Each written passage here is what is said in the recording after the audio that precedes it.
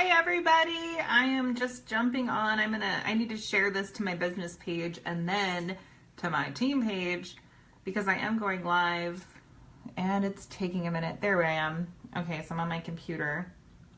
And while everybody jumps on, you are going to be my dinner dates tonight.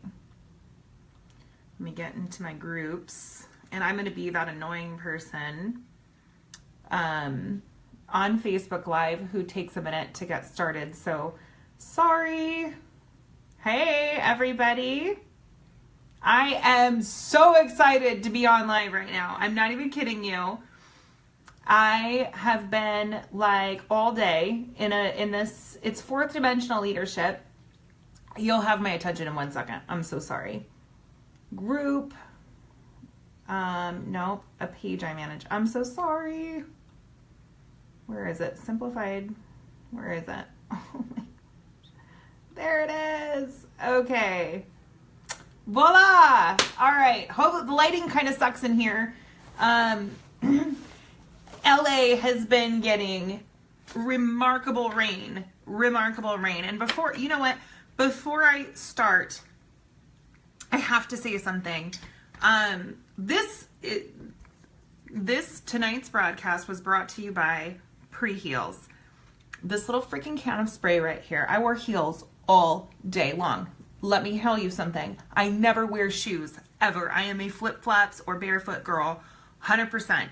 And so when I do wear shoes, I get like horrific blisters. It rubs everywhere that my feet are not used to being rubbed. I work from home, so I never have a reason to wear shoes. And when I go out, I'm wearing this. This stuff is legit the most amazing product in the whole world. I have used it twice now. Once at the Tempe event last weekend, and once today. You spray your feet with it, totally clear. It leaves like no stickiness or anything like that. It's very hard to explain. You don't get any kind of blisters or rubbing or whatever. The stuff is freaking phenomenal. Have to spotlight that. This saves my life. I can wear cute shoes when I have to, which is rare, without going a week of, healing blisters and like raw spots on like the back of my heels and like all of that stuff. All right. Furthermore, you're going to be my dinner date because I am starving to death. Literally starving to death. And I just ordered room service, which is totally probably unhealthy food. I don't even care.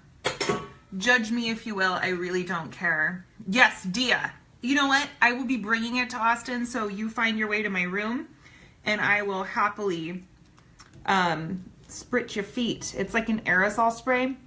I will say, it smells like plastic when it sprays on, but the smell goes away. I have to. I'm starving. Okay. I can't eat. This will have to wait because I can't eat while I'm talking. As much as I'd love to, it's just not going to happen. But I'm going to have to show you this before I get started. This, who was it? Kelly Spence got on this whole bread pudding thing. This is carrot cake bread pudding that I will be, that's not ice cream, that's whipped cream. Okay. I will be eating that later. Doesn't it look good? Are you not totally hating on me right now? Carrot cake bread pudding. And that's salted caramel sauce on it. Come on, guys. Okay, so now that we have an audience, I'm going to brew some chamomile tea. I ordered a big pot of it. I have got to talk to you guys about my day. So, story. Ruben, for my birthday, being a wonderful husband that he is, not knowing better and just not thinking, got me one ticket to this event. One. There are times in my marriage where I wonder if my husband knows me at all. I wonder if he knows me at all, because when he gave it to me on my birthday for a birthday gift, I was like, why are you punishing me? What is this? And I looked very deeply into it and was like, this is quite possibly the worst gift a person could give someone like me, an introvert who is a green personality, who does not like to be in new situations at all. It was like offensive. It was a very offensive birthday gift. Happy New Year, happy birthday. This was my birthday gift. So he does know how much I absolutely love Bob Proctor. If you don't know who Bob Proctor is, you should. Bob Proctor, most people in this industry have their mentors. They look at gurus of you know, the network marketing industry. I don't, guys. I like really veer people away from that. I veer my team away from that. And if you're in the network marketing industry and you find inspiration from one of these gurus, by all means, run with it. But for me, my whole shtick was like, I gotta get away from this. Like, I don't want to be anything like these people. I want to be different. And not that I'm like remarkably different for not following Eric Worre, which I actually don't like their tactics. I look at Eric, I have very much respect for Eric Worre. Let me be clear. I have a lot of respect for what he does and what other network marketing gurus do. So that's important to note, because I don't want to disrespect anyone at all, not in this industry at all. I have great respect, but I personally do not relate, and I do not, it doesn't inspire me. So I've always loved Bob Proctor. Bob Proctor actually lives in Scottsdale, Arizona. I'm from Arizona. So he's like local. I have this fantasy that one day we'll go get lunch in Scottsdale. It'll happen. I've made a decision that it will happen at some point. But working with the Proctor Gallagher Institute is something that I plan to do. I don't want to do. I plan to do it. And today I actually signed up to start talking to them about being a consultant with their program or with their company, which is really exciting. I don't know what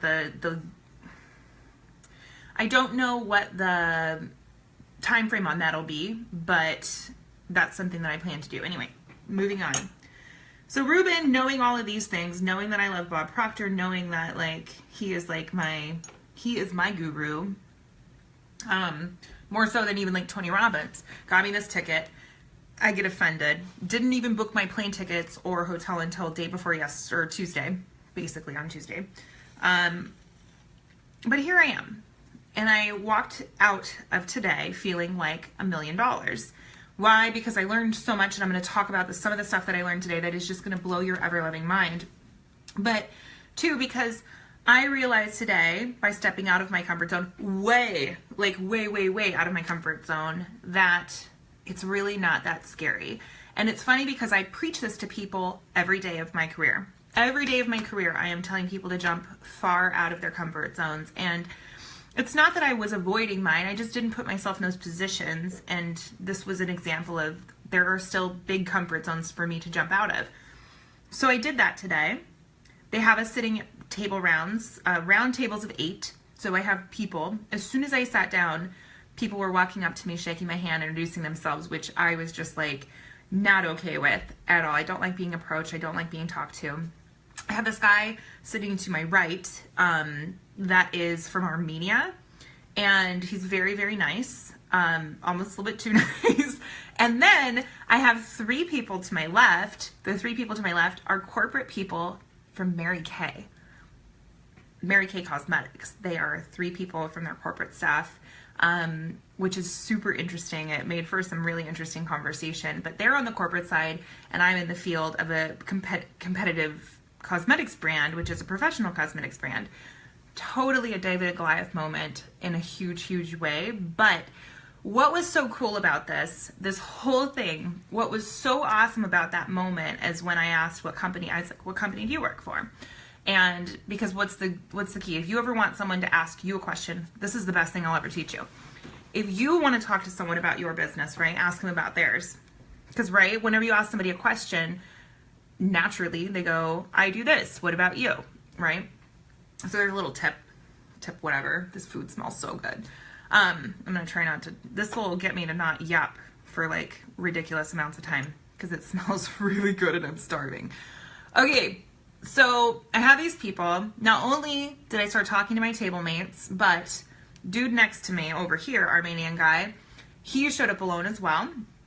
And right when they broke for lunch, my plan was to run up here and order room service or eat my Cheetos, because I love Cheetos, and hide and come live to you. Because at midday, right? Midday, I was like already like teeming with information I wanted to bring to you guys. But right as I got up, buddy to my right goes, Lindsay. How the hell he remembered my name? No idea. But he goes, Lindsay. I still don't know what his name is. Would you like to go to lunch with me? Would you join me for lunch? And my gut reaction, like my initial want reaction was, no. I want to go to my room and I want to hide from you people because I'm not there yet. But I said yes. I felt on the spot. I totally wasn't comfortable saying yes, but I did anyway. Whatever. And there's this place called the Daily Grill downstairs.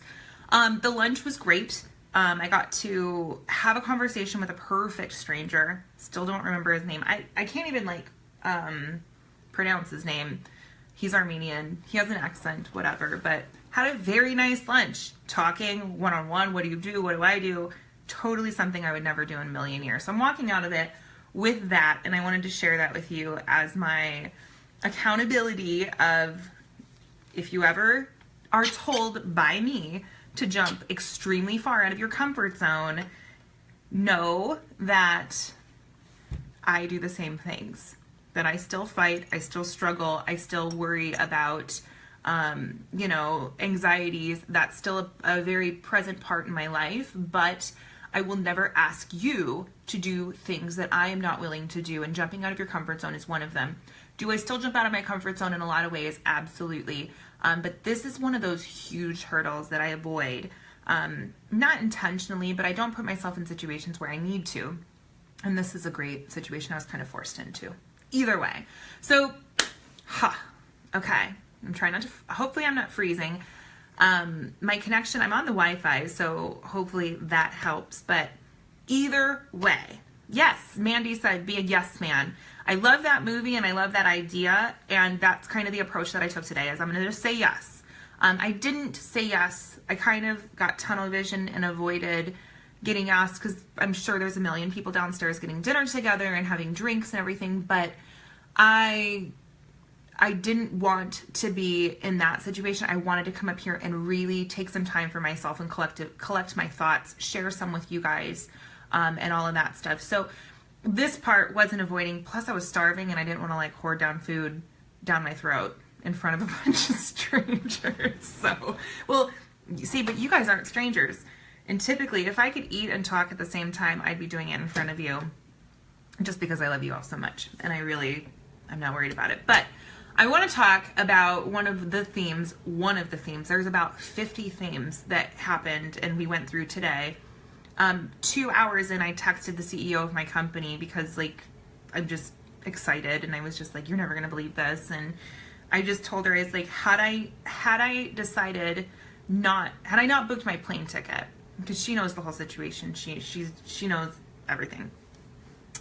And I said, had I not booked my plane ticket, I'd have never known how much I should kick myself for missing this. I'm 2 hours in and my head is exploding with information. I know that my life is going to change thanks to the seminar. And, she came back and she's just like elated. There was like 50,000 exclamation points. She's very excited for me. And I was just like proud of myself in that moment. But I want to talk about surviving versus thriving, which immediately, as soon as I heard that, it brought to mind a theme in our company, which is scarcity versus abundance, or abundance versus scarcity. It's basically the same thing. And they had us do this project. And in this project, we were divided up, this giant room, and we had to talk with our table mates on, things like, what is surviving versus what is thriving. And we had to come up with things, and then it was just a big interactive thing.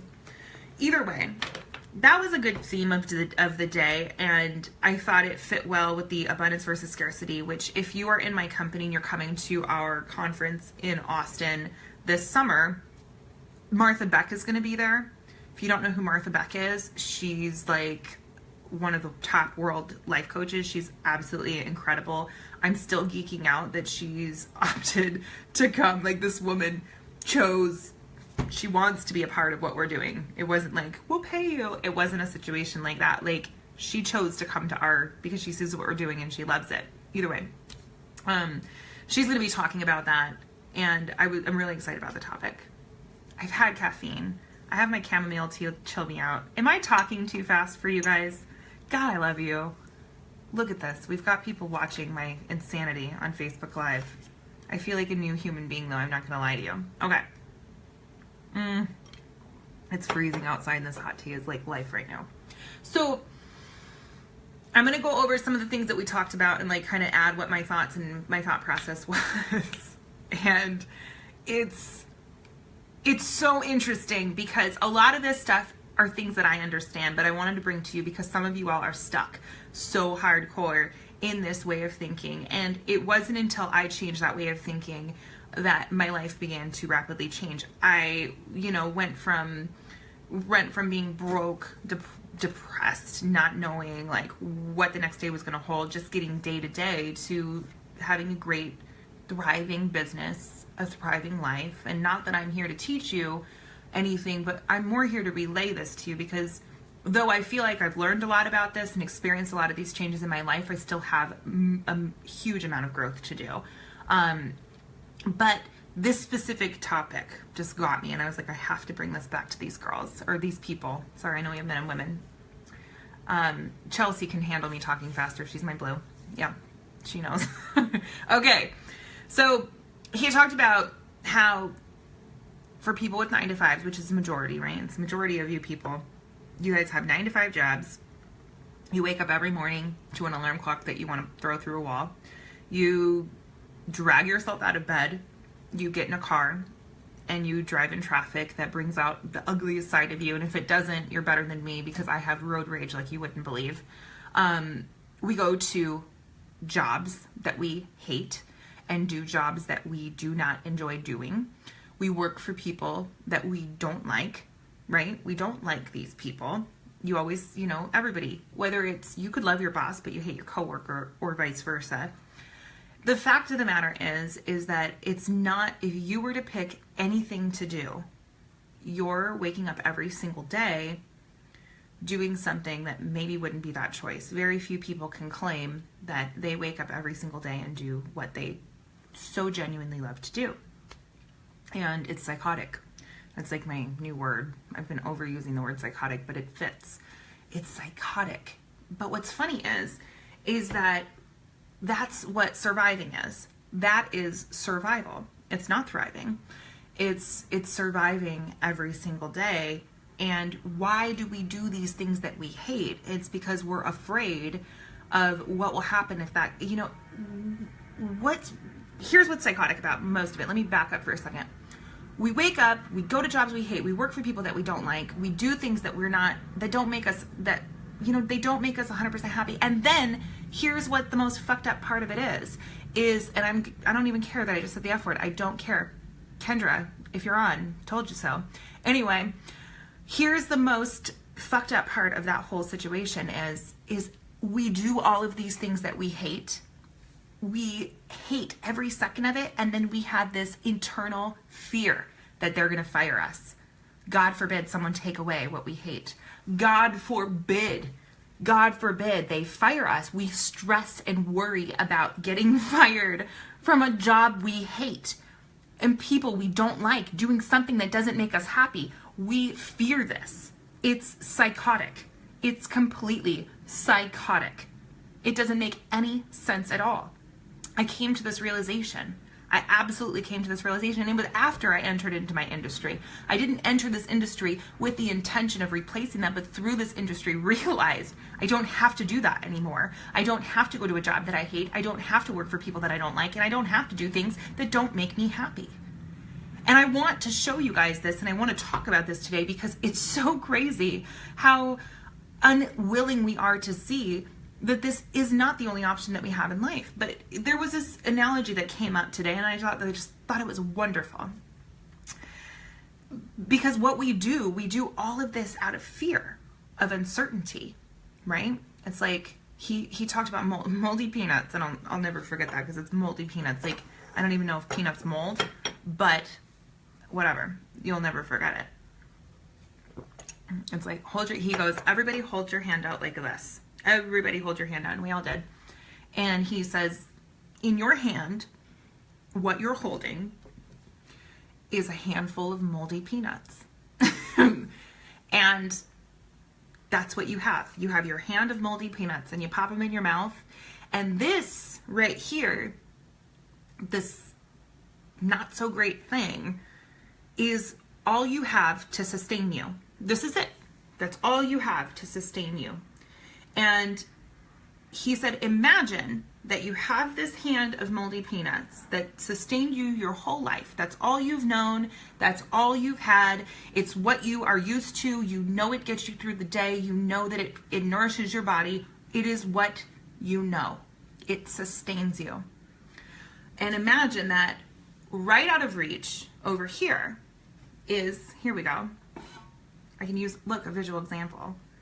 Right over here is a nice big plate of carrot cake bread pudding with fresh home whipped cream and salted caramel sauce.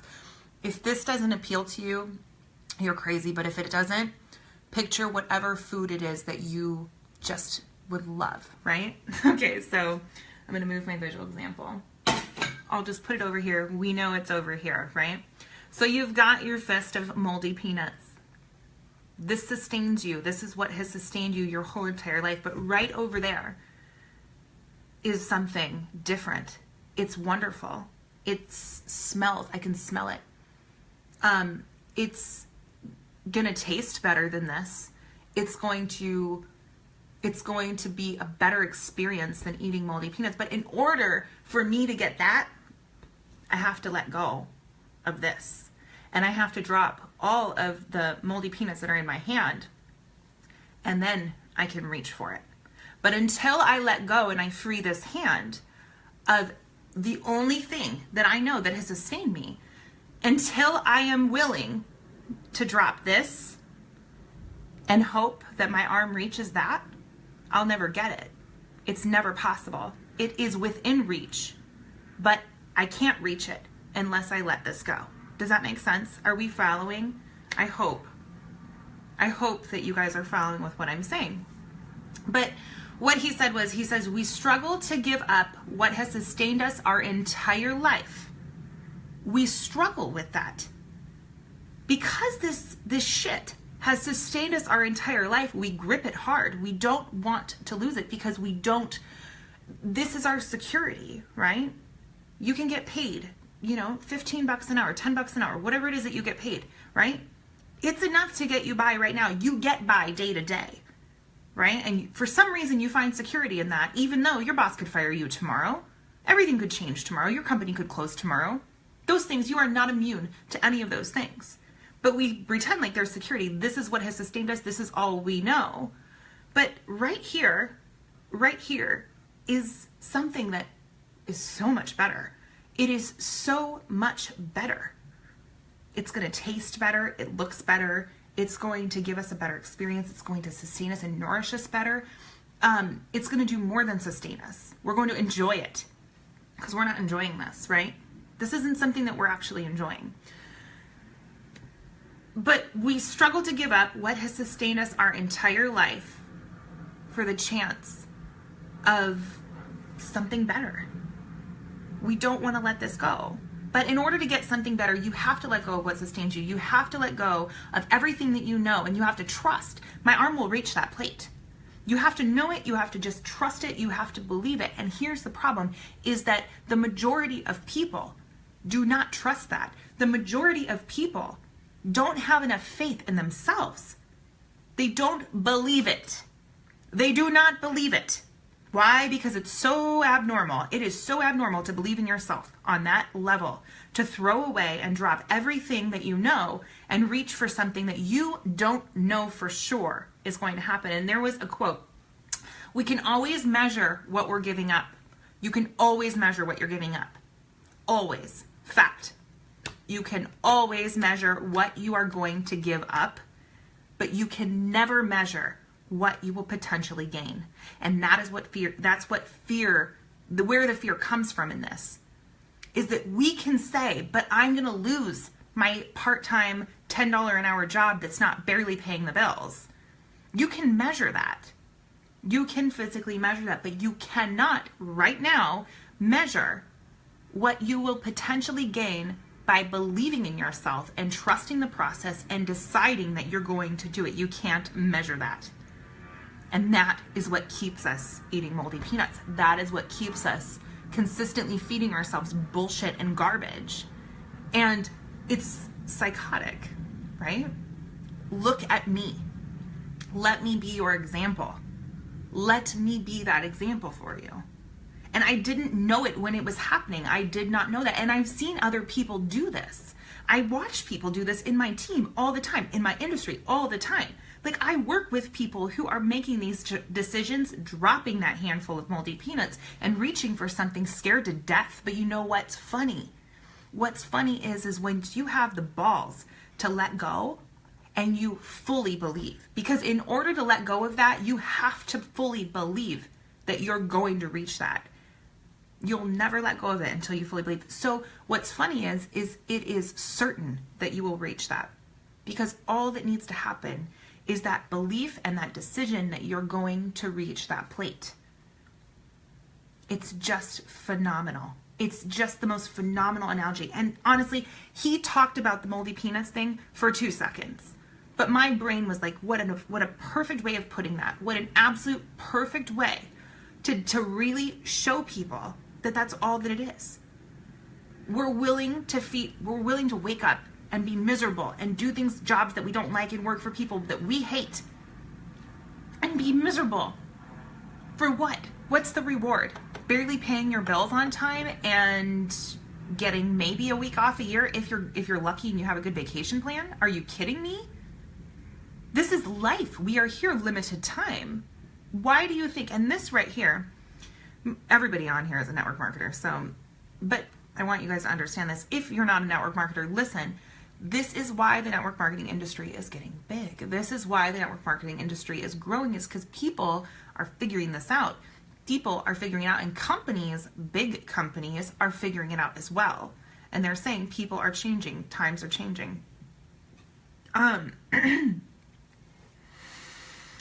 Another thing I want to talk about is the fact that we've all bought in, chips all in, to this bullshit belief that change happens to us, right? This did not come out of the seminar. This was a thought that I came across through my deep thinking. Most of the seminar, I was sitting there staring at my table, processing everything that was coming in my mind. And it's all stuff I know, but it was just like, how can I communicate this to people? How can I get them? Because the whole reason I am here right now is because I have to learn. I am the one thing that I cannot conquer, and the one thing that I have yet to develop is how to tell people these things so they believe me. That's all I'm doing this for. I swear to God, it's the only reason I show up to work every day, is because I know that one day I am going to find a way to communicate this with you people on a level where you will believe me. You will believe me. And sometimes it's only one person. I swear, one person every 6 months. I am praising God over it because it's magical to me. But one day I will find a way to communicate this to you where you will understand and you will trust and you will believe me, because I am not lying to you. This is all real. It's just your belief. And tomorrow I want to talk about trust. I want to talk about trust tomorrow, and trusting in yourself and trusting in others and all that other stuff. But I really do. But you say you believe me. I see the I believe yous. You say this. You say this. But for the majority of you, you're still holding it. You can believe me, but I need you to also believe you.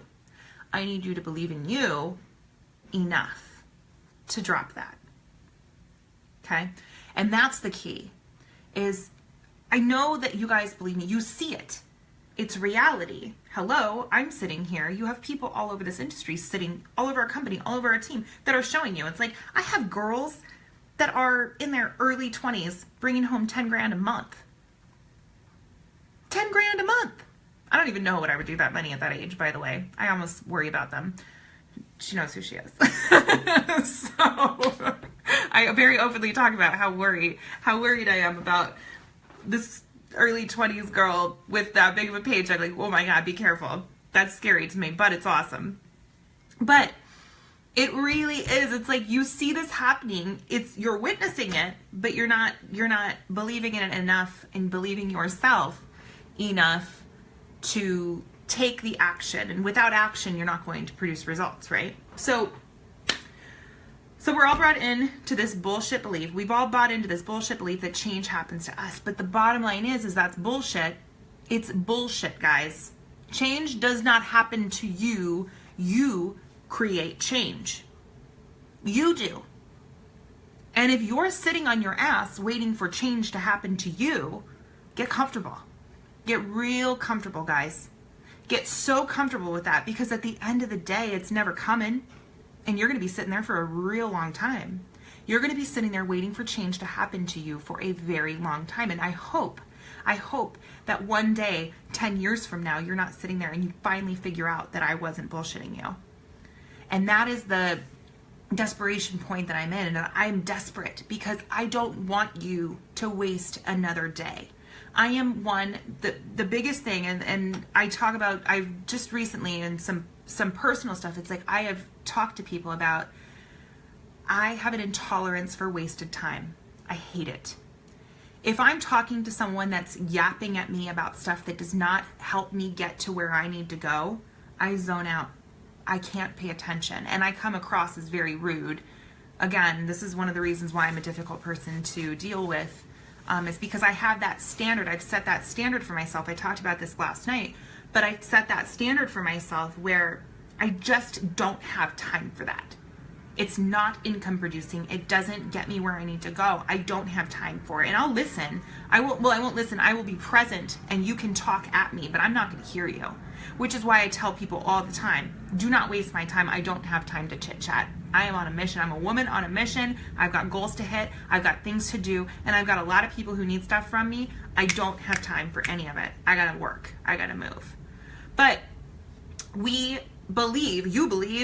believes that change is going to happen to them. It doesn't happen that way. You have to provoke change. You have to make decisions, and you have to take the steps in order for change to happen. Motivation doesn't even exist. Quit waiting for motivation. Quit expecting people to motivate you. Quit it. It's bullshit. You're waiting for nothing. You're waiting for a bus that ain't ever going to come pick you up. It's never going to come. The fact of the matter is you're in the bus. You're the driver of the bus, and you're sitting at the bus stop waiting for another bus to come. It doesn't work that way. You are the driver of your own bus, and you're still waiting on one. It's psychotic. You have to stop. You have to take control of your life. You have to. You have to make the changes. You have to make the decisions, and you have to quit waiting for this to happen to you, because it ain't coming. It's not going to happen to you. You have to just make executive decisions and say, this is what I'm doing, this is where I'm going. You're either with me or you're not, and you keep going. That's the way that it happens. So motivation doesn't exist. I mean, you can be motivated by something, right? Like you could be watching this broadcast right now and be throwing your arms up, hallelujah, whatever it is that you want. But you know what? Once I shut this off and I click that finish button, life goes back to the same. And you're left alone, because I am not going to be here in front of you saying this shit to you every minute of your waking life. That's why this is not motivation.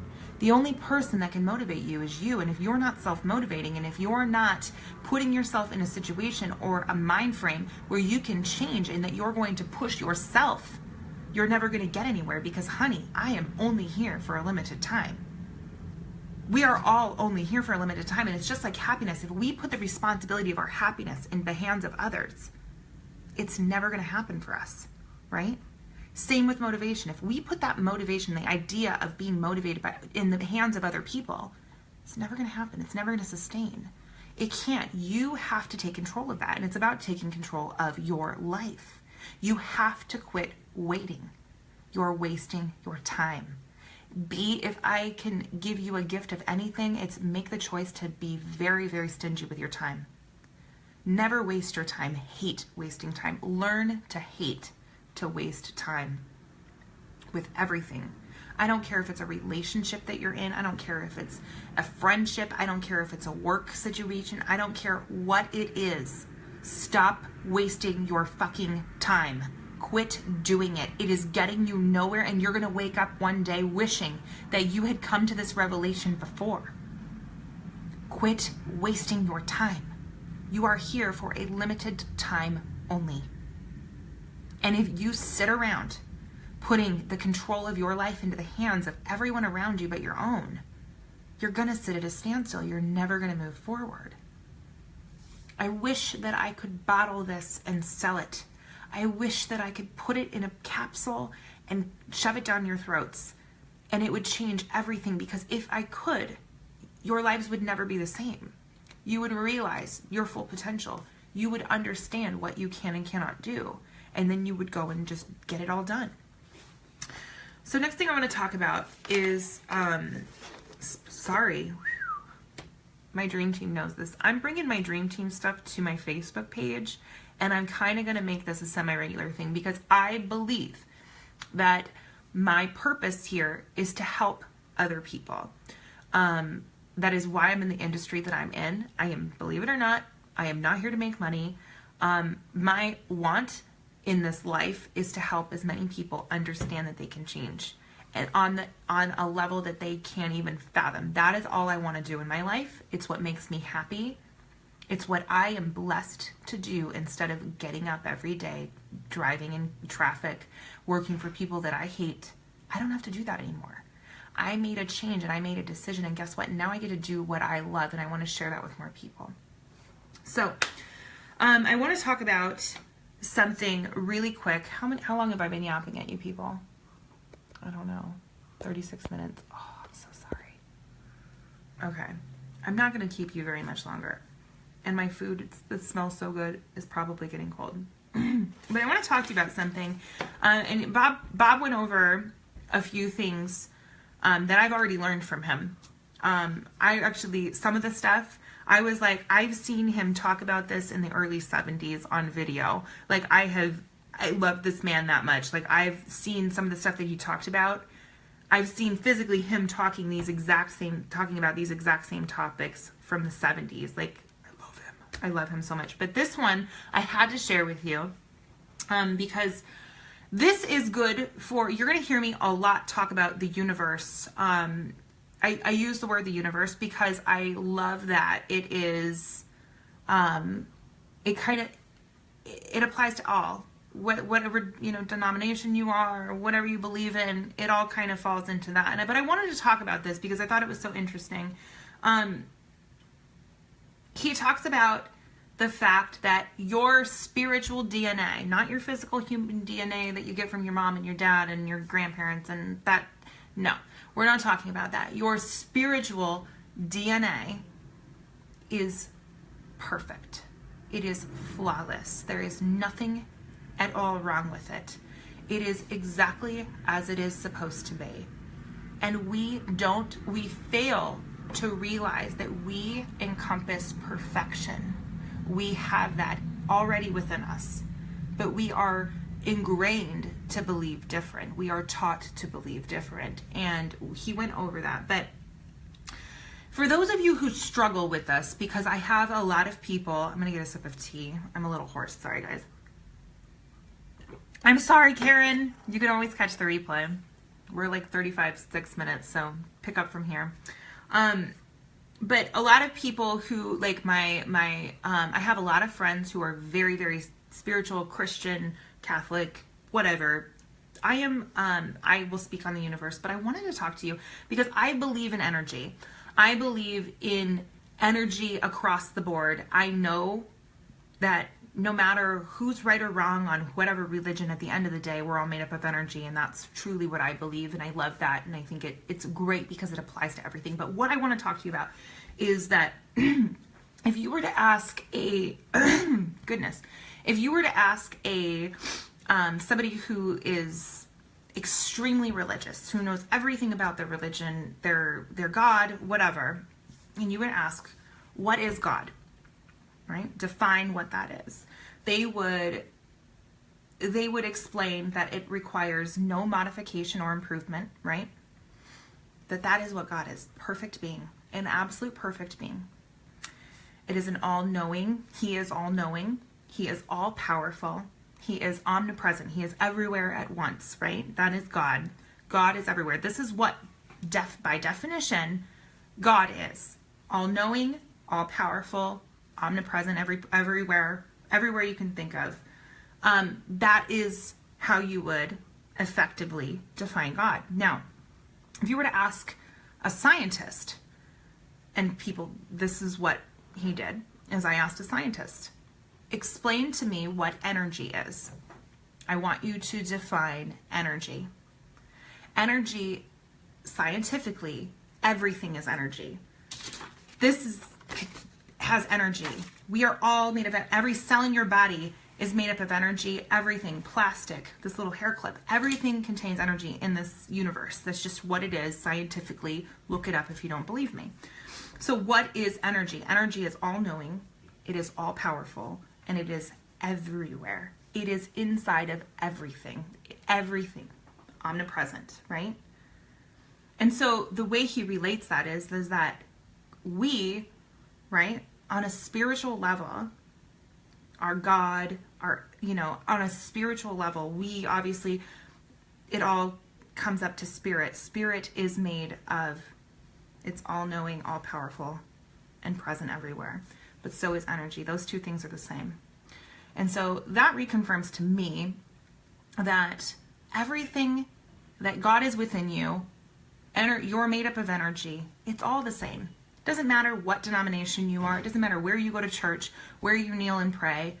It doesn't matter that I believe in energy and that you believe in something different or your God is named different than mine. It doesn't matter, because at the end of the day, it's all the same. It's all the same thing. And I thought that was just powerful. That was something that I learned from him in the past, and I just thought was just phenomenal.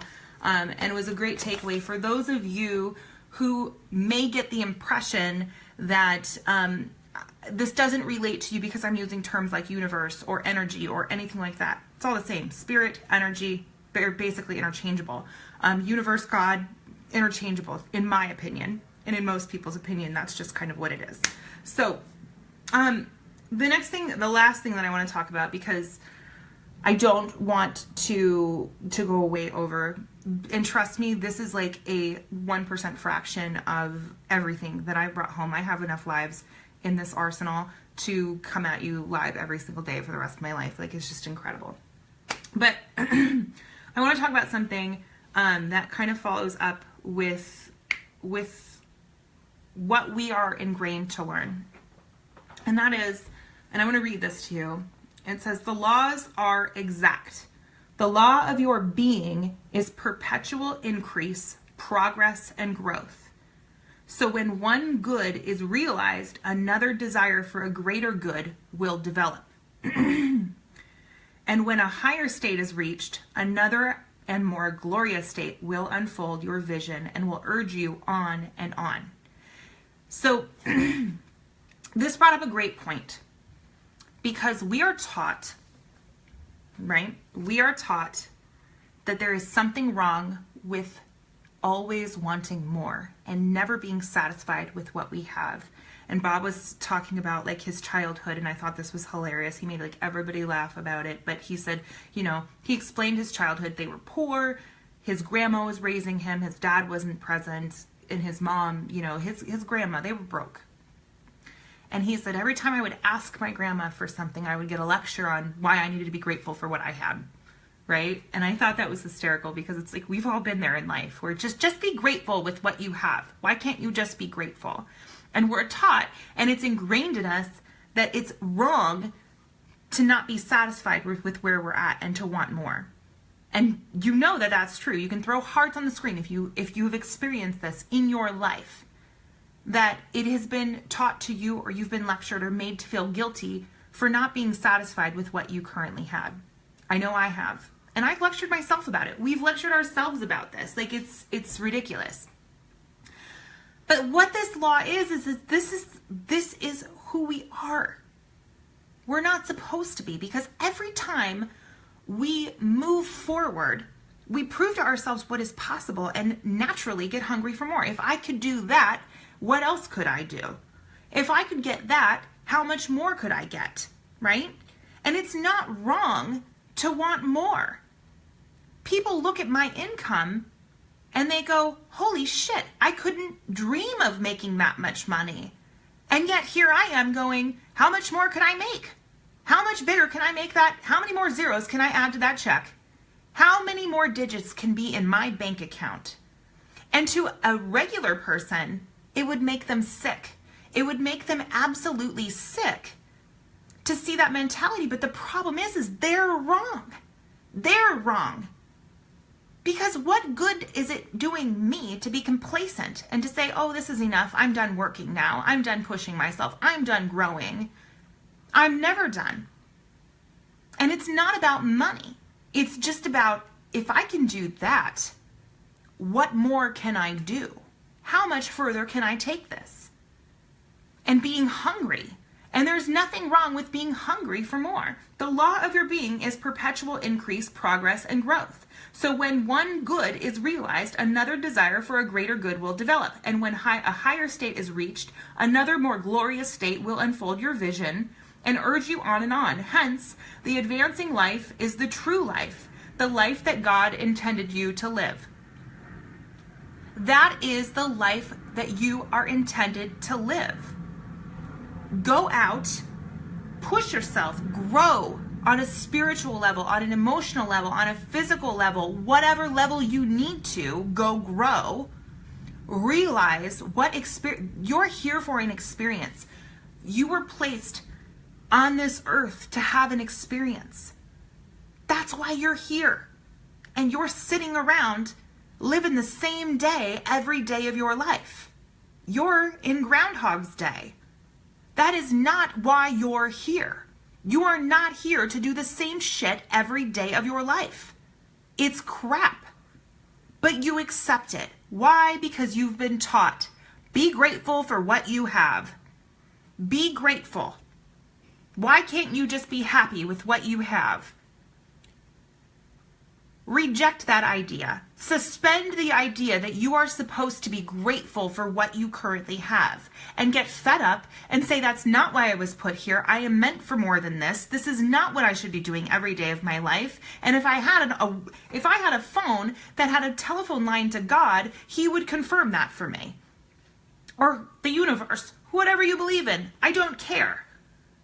The bottom line is that that's not why you're here. You're not here to be grateful for what you have. You're here to have an experience, and you're not experiencing anything while you're sitting in traffic hating life, worried about getting fired from a job you hate, doing shit that doesn't make you happy. Promise ya. No one's giving you a pat on the back up there. No, it ain't happening, guys. But it's a decision that we make. Back to those moldy peanuts. That's what sustained us our whole life. And that's what we're comfortable with. And that's all we know. And so we're terrified to let go. Because if we let go, there's uncertainty. And that's where fear comes in. Is fear comes from that uncertainty. Is if I let go of this, I don't know if I'll have anything to sustain me. But letting go of that and trusting your process and trusting that you were put here for something greater than this. That's what will let you release those fingers, let go of that shit, and reach for the plate of stuff that you know is going to be so much better. But so few people will get that. So few people will actually believe me and believe themselves and trust that that is the reality. So few will. And it drives me crazy. He talks about more, and I'm so dying because I know I'm going way over. I could talk for hours at you guys. I could scream an hour because this whole time I'm like, hallelujah. Oh my God, this is brilliant. Exactly. You know, if only they could hear, if only they could trust, if only they could understand. People call me. Sorry. So, and I just saw a comment. Michelle said she's not saying not to be grateful. She's saying to also want more. Right. And let me be clear. Gratitude is incredibly important. Be grateful for your experience. Be grateful for what you've gained. But be hungry for more. Don't be satisfied. Never be satisfied. I am never going to tell you not to be grateful. That's crazy. I will preach gratitude at you. I will shove it down your throat because gratitude is absolutely necessary. You have to be grateful. You have to be grateful, but don't just be grateful and then satisfied. Aren't you satisfied with what you have in life? Your answer every single time should be absolutely not. Absolutely not. I'm not satisfied. It's not enough. And I'm not talking just about money. I'm talking about everything. It's not enough. I live currently, if you were to go back 3 years ago, the house I currently live in is my dream home. 3 years ago was my dream home. Right now, I am pulling my hair out ready to get out of it because I raised my standards and I said no more. This was my dream home. I walked in it and said, I can't believe that I'm walking through a house like this. This is incredible. I couldn't picture myself living here. It's a former model, so it has like all the pretty things. It's beautiful. But 3 years ago, that was my dream house, but I've upgraded. I raised my standards for life because what I had to work to get there, I decided I am grateful for this home and I'll always be grateful for that home. But you know what? I refuse to stay satisfied there. I could live in that house for the rest of my life. I could if I wanted to be complacent and satisfied and just be grateful for what I had. But instead, I can be grateful for that and then I can say, but I'm not satisfied here. I can do better than this. And you know what? We're waiting for our taxes to get back and I'm shopping half-acre homes. Half-acre minimum. I've made that decision. And in Phoenix, Arizona, that's really, that's not an easy thing to come by. Half-acre is my minimum. I have my list. I know what my standards are. And you know what? I expect to be in that home for a few years and then get unsatisfied there. Because once I get that, I'm not going to stay satisfied. I'm going to say, if I could have done this, what else could I do? How much more can I get? And that's positive. That is not a bad thing. That is absolutely the way you should be living your life. I tell people all the time, if you're in need of a better car, say your car is not working for you, go plant your ass at a dealership and sit in the car that you want. Put yourself there. Start making it a physical reality. Even if you have not $1 in your bank account to get there, right now, start putting it into action. Go plant your ass in a vehicle. Get to a dealership. The car that you want, go test drive it. Put your butt in that seat and your hands on that wheel. Because what happens by physically doing that is you begin the manifestation process. And I can promise you, if you begin taking the baby steps, your brain will get in that moment. If you feel what it's like to sit in that car that you love or walk through the house that you want or whatever it is, put yourself in that and feel what it's like. Smell the inside of that car, that new car smell. Experience it. And what happens is our brains naturally jump a vibration and start attracting those things. And we start figuring out what we need to get there. And it starts rolling into play. That's what happens. That is how life works. That's how vibration works. And vibration it's the most important thing. People are absolutely convinced that the secret and the law of attraction is it, but that's secondary. Vibration, the law of vibration is where it's at. That is 100% what it's all about. You have to be vibrating on the right frequencies. And there's a graph. We went into a graph somewhere. I'll have to go into that another day. But I could talk to you about this all the time. For instance, I knew before I'd ever sat in one that I wanted a Buick Enclave. I knew I wanted that car. Don't know how. I just researched a bunch of SUVs. I knew I wanted an SUV. I wanted something that was a little bit luxury. I didn't want to Escalade, or that just didn't fit my life or my style. I wanted my old lady Buick Enclave. I never sat in one, never seen the inside of one, didn't really know how it would feel as a big one. The day that the first Buick Enclave that I ever sat in my entire life, is the Buick Enclave that sits in my garage. I got it. I went out and got it. I made it happen. But if I hadn't taken the first step, to get there, I would have never gotten it. It's about getting your butt over there. I don't care if you don't have $1 to your name. It is free. It is free to walk into a dealership and test drive a car. It doesn't cost you a dime. You just got to go do it, and you're not doing it. And so you're not putting yourself in a situation where you can start experiencing that and feeling and smelling and living and putting yourself in a position to get there and to start that process. And that's why you never get there.